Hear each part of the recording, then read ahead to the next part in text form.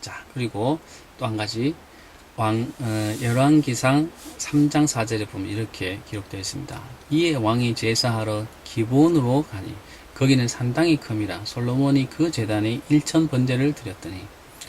자, 이것은 한국 기독교가 참 부끄럽게 생각하는 부분입니다.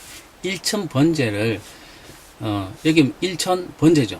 번제를 드리는데 1000번을 한꺼번에 드렸다는 겁니다. 솔로몬이 성전을 짓기 전에 기브온에서 사람들이 거기서 하나님께 제물을 드리고 제사를 드렸다는 거예요. 그 기브온 산당에 가서 1000마리나 되는 동물을 한꺼번에 잡아서 번제를 드렸어요. 그러니까 그 어마어마한 제물을 드리자면은 사실 왕이지만은 대단한 그 정성을 드린 거거든요.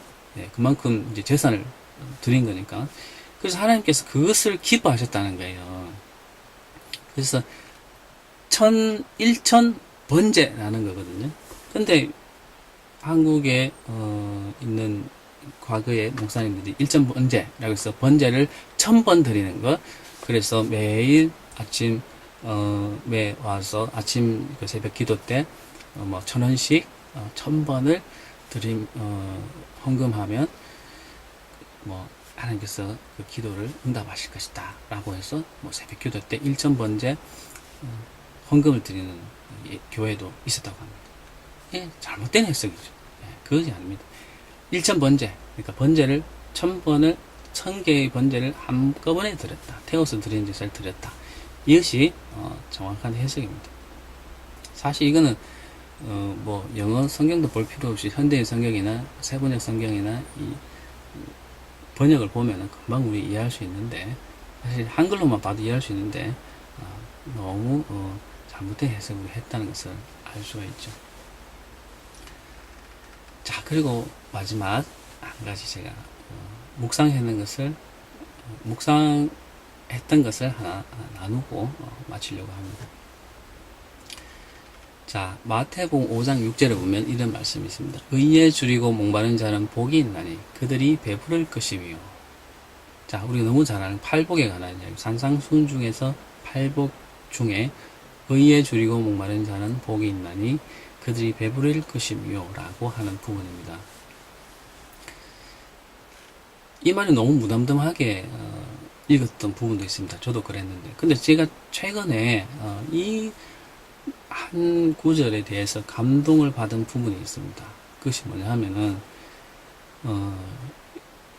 의에 줄이고 목마르다는 것이 최근에 우리가 정치적인 상황이나 그런 것들을 볼 때 너무 불합리하고 부당한 일들이 너무 일어나는 것을 볼 때 선하고 바른 길이 이런 것인데 이렇게 되지 않는 것으로 인해서 울분이 생기고 그것이 실행되지 않은 것을 볼 때 참 힘듦이 있거든요. 그러면서 예수님께서 그 시대를 말씀하시는 그 시대의 사람들은 그렇지 않았을까 생각해 보면 우리와 같은 마음이었을 것이라는 생각이 들더라고요. 다시 말하면 예수님 당시의 사람들도 의에 줄이고 목말랐을 것이다 하는 것입니다. 아마 그들은 이스라엘 멸망 이후에 아시리아, 그 다음에 바빌론의 포로가 되어갔고 그것은 폐허가 되었고, 아까 말씀 나온 것처럼 이사야 말씀처럼 그곳은 폐허가 되었고 사람이 살지 못하고 도적들이 울거리는 그런 지역이었습니다. 네, 이스라엘 나라는 망했던 거죠. 네, 그렇기 때문에 그 포로 생활에서도 합당한 대접을 받지 못하고 이방인으로서 대접받고, 또 그들이 이방 나라들이 와서 통치할 때 그들의 종교는 인정되지 못하고 노동력을 착취해가고 세금을 착취해가는 그런 일들이 뭐 나라를 잃은 그 이후에 계속되지 않았겠습니까? 그래서 그들은 늘 천년 동안, 예수님 당시 1000년 동안 아마 그들은 의에 줄이고 계속 목말랐을 것입니다. 특히 예수님 당시 그들은 로마의 압제, 종교 지도자들, 특히 사두개인들 같은 사람들에 대한 이 의분, 이런 것을 로마의 압제와 사두개인에 대한 그런 이 반감 이런 것에 대해서 의문이 많이 있었을 것입니다. 아마 의에 줄이고 목말랐을 것입니다. 네. 그런 사람들에게 주님은 의에 줄이고 목마른 자는 복이 있나니 그들이 배부를 것임이요라고 말씀하셨다는 겁니다. 우리는 지금 평화롭게 사는 우리는 그 말씀 들을 때 아무렇지도 않게 느낄 수도 있는데 그 당시에 살던 사람들에게는 이 한 말이 와닿았을 거라는 겁니다.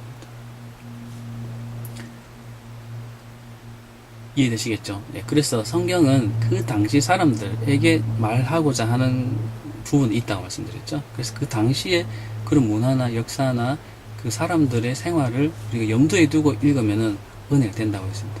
마찬가지입니다. 이 의에 줄이고 목마르다는 말을 그 당시 사람들은 아주 절실하게 느꼈을 것이고 예수님의 그 말씀에 아주 와닿았을 것이라는 것입니다. 그런데 어떤 그 말 속에는 배부를 것이라는 것에 대해서 말하고 있는, 그럼 그것은 뭘 말하고 있습니까? 주님이 의의 심판자로서 종말적으로 심판으로 마지막에 선악에 대해 심판하실 것이기 때문에 그들이 믿음을 가지는 한 의에 배부를 것이라는 겁니다. 다시 말하면 마지막 심판이 예수님께서 의로운 자들을 칭찬하시고 의롭게 산 자들에게 보상하실 것이고 그렇지 않고 부유하게 산 사람들에 대해서 심판하실 것이기 때문에 지금은 이렇게 부당하게 대접받고 의가 살아나고 있지 않은 것 같지만 종국적으로 심판 때에는 하나님께서 그 의를 드러내시고 의를 세우실 것이다. 그래서 그 믿었던 사람들 배부르게 그때는 될 것이다 라는 것이죠. 이게 그 말씀인 것 같습니다. 이해되시죠? 그렇다면은 그 당시 이 말을 들었던 사람들에게는 얼마나 강하게 와닿을 것인가. 그리고 우리가 우리가 그 입장에 있는 사람이라면 이 말씀을 어떻게 와닿게 느껴야 되는가 하는 부분이 있는 것이죠. 자, 그럼 또 우리가 시리아에 살고 있다고 한번 생각해 봅시다. 시리아. 지금 한참 내전 중이고 반군이 이기다가 지금은 러시아의 개입으로 지금 시리아 정부군이 힘을 얻어서 지금 이겨가고 있습니다. 그 와중에 그리스도인들은 내쫓겨서 도망다니고 있고 해외로 떠돌고 있습니다. 자, 그들에게 뭐 꼭 그리스도인이 아니더라도 시리아 사람들에게 정말 의롭다고 하는 것이 의로운 것으로 되지 않는 것을 그들이 보고 그 나라에 되어지는 일들 보면은 울분이 차겠죠. 백성과 국민을 생각하지 않는 그 정부를 볼 때마다 울분이 날 것입니다. 그런 사람들의 위로가 있겠습니까? 네. 그런데 그런 사람들에게도 위로할 수 있다는 것이죠. 왜? 그런 죄에 대한 대가, 그 불의함에 대한 대가는 하나님께서 마지막에 심판하실 것이다 라는 것을 그들이 인정하게 될 때 위로함을 받을 것이라는 것입니다. 자, 이 말씀은 묵상을 우리가 깊이 하고 적용을 해볼 때 우리가 단순히 성경 공부만으로 이해되는 것보다도 또 훨씬 더 확장된 그런 기쁨으로 성경이 이해될 수 있다라는 것을 제가 한 예로서 말씀드리고 있는 것입니다. 자, 오늘 좀 길었는데